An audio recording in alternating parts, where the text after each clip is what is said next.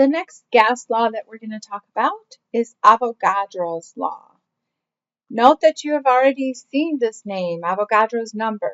Well, this is the same gentleman that he dealt or figured out the relationship between the volume of a sample of gas and the moles of the sample. And of course, the Avogadros number relates the moles to number of particles. So these are all related to his work.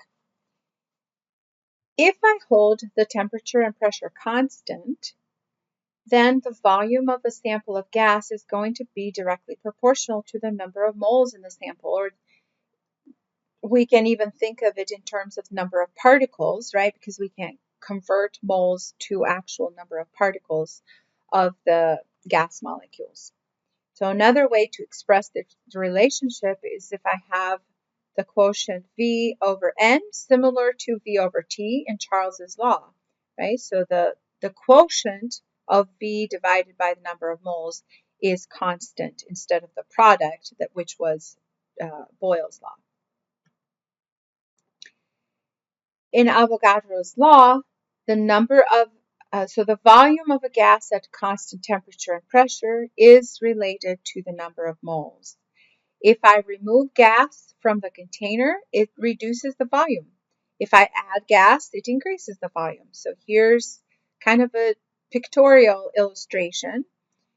Note that the pressure is not changing and the temperature is not changing. This is occurring at room temperature, right? So if I remove some of the gas,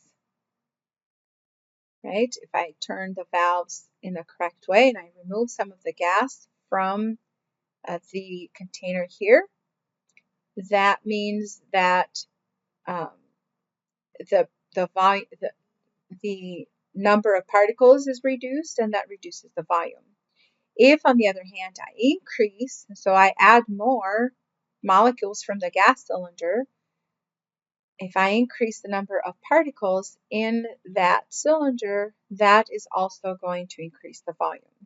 Note that pressure doesn't change, nor does the temperature for Avogadro's law. Here is a sample problem.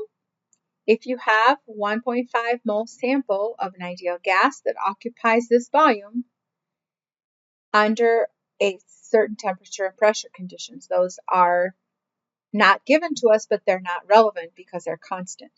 Determine the volume that 3 moles of this gas would occupy under these same conditions, right?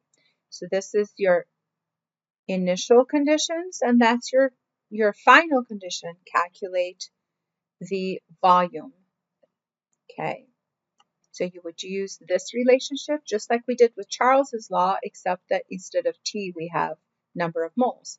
These are your initial conditions. These are your final conditions. Solve for V2 because you changed, right? We changed the amount of moles. What will happen to the volume?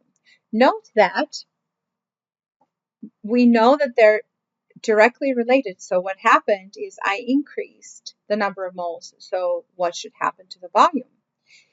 It should increase as well. If you get an answer that is lower than what you had initially, then you must have solved for this V2 in the wrong way. So go back and double check yourself.